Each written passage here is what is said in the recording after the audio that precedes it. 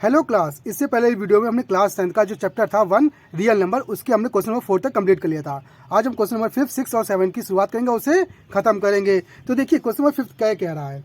ये क्वेश्चन कह रहा है कि चेक करना हमें कि 6 की पावर n जो है ना, ये पावर में n है, ठीक ना। कैन n, क्या ये एंड होगा 0 से, उसके लास्ट में 0 आना चाहिए, ठीक ना। अब बोल रहा है कि जहाँ पे n जो है ना वो नेचुरल नंबर है। n क्या है? Natural number. अब हमें पता होना चाहिए पहले नेचुरल नंबर क्या होते हैं। तो नेचुरल नंबर उन नंबर से बोलते हैं जिनकी शुरुआत 1 से होती है और इन्फिनिटी तक जाती है, मतलब 1 2 3 4 इस तरह से हम कह सकते हैं 1 2 3 4 डॉट डॉट डॉट इन्फिनिटी तक। इन नंबर को हम बोलते हैं नेचुरल नंबर, ठीक। अब यहाँ पे अगर हम n की वैल्यू ये रखते हैं, इनमें से कुछ भी रखेंगे, तो क्या इसका लास्ट डिजिट जो होगा वो 0 आएगा कि नहीं आएगा, बस हमें ये चेक करना है। तो सबसे पहले हमें पता होना चाहिए कि भाई 0, अब 0 किस नंबर के लास्ट में आता है ये हमें पता होना चाहिए। तो हम अगर कुछ नोटिस करेंगे तो हमें पता चलेगा कि भाई अगर 10 लिखा है तो 10 मतलब क्या कि 2 मल्टीप्लाई 5, फैक्टर करेंगे तो इसी तरह हम 100 लिखते हैं। 100 मतलब क्या, हम कह सकते हैं 10 मल्टीप्लाई 10। अब एक 10 कितना होता है 2 × 5 और दूसरा भी 10 क्या होगा 2 × 5। तो पेयर देखने को मिल रहा है। अगर हम वही 1000 लेंगे तो देखिए कितने 10 आएंगे, 3 10 आएंगे, 10 10 10।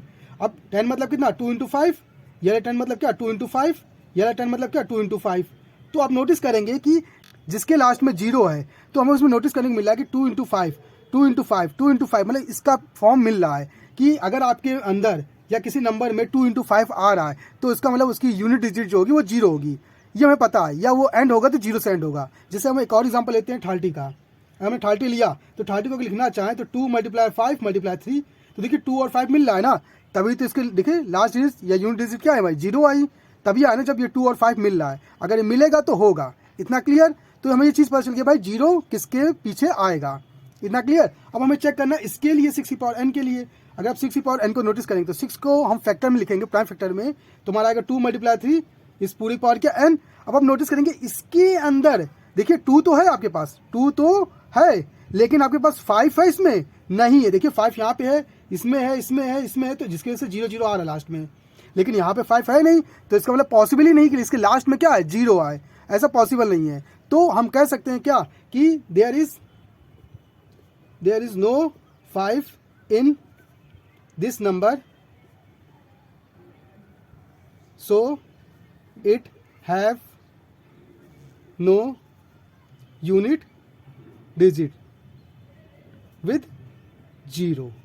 मतलब हम कह सकते हैं उसकी यूनिट डिजिट जो होगी वो 0 नहीं होगी। अगर 5 होता तो हो सकता था, अगर 5 नहीं तो नहीं होगा। तो इसका आंसर हमारा ये होगा, इतना क्लियर। वही बात करेंगे क्वेश्चन नंबर 6 की। क्वेश्चन नंबर 6 क्या कह रहा है, ये कह रहा है कि एक्सप्लेन करना है कि ये नंबर और ये नंबर जो दिया है ना ये कंपोजिट नंबर है। अब कंपोजिट नंबर क्या होते हैं, कंपोजिट नंबर उन नंबर से बोलते हैं जिनके 1 2 से ज़्यादा फैक्टर निकलते हैं। कंपोजिट नंबर क्या होते हैं, वे नंबर होते हैं जिनके 2 से ज़्यादा फैक्टर होंगे, मतलब 3 फैक्टर 4 फैक्टर 5 फैक्टर हो, मतलब 2 से ज़्यादा ही फैक्टर हो, तो उसे हम कंपोजिट नंबर बोलेंगे। जैसे कि अगर इसकी एग्जाम्पल हम उठाएंगे तो इसके एग्जाम्पल हमने उठा लिया, मान लो कितना 12 उठाया। अब 12 के फैक्टर कितने हो सकते हैं, देखिए 12 6 से भी कर सकता है, 2 से भी कर सकता है, 3 से भी कर सकता है, खुद से भी कर सकता है, हाँ कि ना, और 1 से भी कर सकता है। तो देखिए 2 से ज़्यादा फैक्टर है, इसीलिए ये कंपोजिट नंबर होगा, ठीक। तो आप नोटिस करिएगा जिसके 2 से ज़्यादा फैक्टर निकल रहे वो कंपोजिट नंबर होगा, अगर नहीं निकलेगा तो कंपोजिट नंबर नहीं होगा, प्राइम नंबर होगा, इतना क्लियर। तो पहले हम इसके लिए निकालते हैं। तो नंबर क्या दिया 7 मल्टीप्लाई 11 मल्टीप्लाई 13 प्लस 13। अब आप नोटिस करेंगे यहाँ प्लस लगा हुआ है, मतलब ये 13 अलग है और ये 13 अलग है, तो दोनों में से हम 13 बाहर निकाल सकते हैं। तो हमने 13 निकाल लिया, तो यहाँ बचेगा 7 11 और यहाँ से 13 निकाले तो कुछ नहीं बचा, मतलब 1 बचेगा, प्लस यहाँ क्या बचेगा 1 बचेगा। अब आप नोटिस करेंगे ये आपको एक नंबर मिल गया पूरा।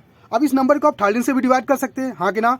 इसका जो आंसर आएगा उससे भी आप डिवाइड कर सकते हैं, हाँ कि ना, और साथ में 1 से भी हम डिवाइड कर सकते हैं, हाँ कि ना। तो आप देख सकते हैं कि इसके 2 से ज़्यादा फैक्टर निकल रहे हैं। कितने फैक्टर निकल रहे हैं 2 से ज़्यादा। तो हम कह सकते हैं ये हमारा क्या होगा कंपोजिट नंबर होगा। तो क्या बन जाएगा कंपोजिट नंबर बन जाएगा हमारा, इतना क्लियर। वहीं दूसरे वाले के लिए चेक करेंगे तो देखिए क्या लिखा है 7 multiply 6 multiply 5 multiply 4 multiply 3 multiply 2 multiply 1 plus 5। अब हम नोटिस करेंगे 5 यहाँ पे भी है और यहाँ पे भी है, तो 5 बाहर कर लीजिए। तो 5 जब बाहर करेंगे तो क्या मिलेगा 7 multiply 6 multiply 4 multiply 3 multiply 2 multiply 1 plus यहाँ बचेगा 1, इतना क्लियर। अब आप नोटिस करेंगे कि अगर इस पूरे नंबर को 5 से डिवाइड कर सकते हैं, हाँ, तो पहला फैक्टर निकल गया। दूसरा इसका जो आंसर आएगा उसको उससे भी आप इसको डिवाइड कर सकते हैं, हाँ डिवाइड कर सकते हैं, तो आपके 2 फैक्टर निकले। तीसरा आप 1 से भी तो डिवाइड कर सकते हैं, हाँ कि ना, तो कितने फैक्टर निकले 3 फैक्टर, मतलब 2 से ज़्यादा फैक्टर। अब 2 से ज़्यादा फैक्टर निकला, इसका मतलब ये भी हमारा क्या बन जाएगा कंपोजिट नंबर बन जाएगा। तो इस तरह से हम कह सकते हैं ये भी हमारा पूरा क्या होगा, कंपोजिट नंबर होगा। इतना क्लियर। तो इस तरह से हम बता सकते हैं भाई ये कंपोजिट नंबर होंगे। ठीक, अब बात करेंगे क्वेश्चन नंबर 7 जो कि हमारा लास्ट क्वेश्चन होगा इस एक्सरसाइज का। इसमें बताया गया कि there is a circular path, एक सर्कुलर पाथ है, ठीक ना। अब इस सर्कुलर पाथ के अराउंड सोनिया जो है एक लड़की कहीं स्टार्टिंग पॉइंट लेती है ए पॉइंट। अब यहाँ सोनिया है, सोनिया रनिंग करती है, ठीक ना, और इस पूरे का जो चक्कर लगाती है वो 18 मिनट में लगाती है। कितने मिनट लगाती है, 18 मिनट में। इतना देखिए कितने मिनट में लगा रही है, 18 मिनट में।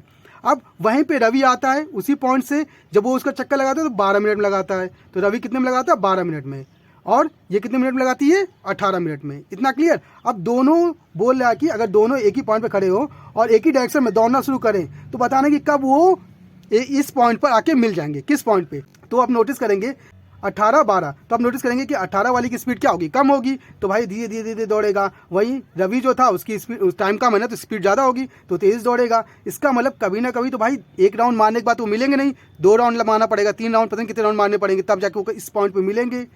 तो इस कंडीशन में हम समझ सकते हैं कि यहाँ पे इसकी जो वैल्यू आएगी वो बड़ी आएगी। क्या आएगी, बड़ी आएगी। और बड़ी आ रही मतलब हमें निकालना पड़ेगा एलसीएम। तो यहाँ हम क्या निकालेंगे, एलसीएम किसका, 18 का और 12 का। अब 18 और 12 का एलसीएम निकालना सिंपल है, साथ में लेके काटे। तो देखिए पहले अगर निकालेंगे तो कितना आएगा, 2, तो कितना आएगा 9, यहाँ कितना आएगा हमारा 6 आएगा। फिर 2 से काटेंगे तो कितना आएगा 9, यहाँ आएगा 3 आएगा। फिर 3 से काटेंगे कितना आएगा 3 और 1 आएगा। फिर 3 से काटेंगे 1 और 1 आ जाएगा।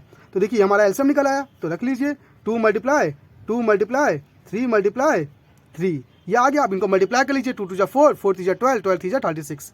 तो 36 मिनट वो मिनट होगा जब दोनों एक ही पॉइंट पे आके मिल जाएंगे, और इस तरह से हमारी प्रॉब्लम सॉल्व हो जाएगी। अगर आपको ये वीडियो अच्छी लगी, इन्फॉर्मेटिव लगी, तो आप हमारे चैनल को सब्सक्राइब कर सकते हैं। अगर आपके पास मैथ से रिलेटेड कोई प्रॉब्लम है तो आप हमारी वीडियो में कमेंट करके हमें बता दीजिएगा, उसका सोल्यूशन हम आपको बता देंगे। तो आज की क्लास के लिए धन्यवाद।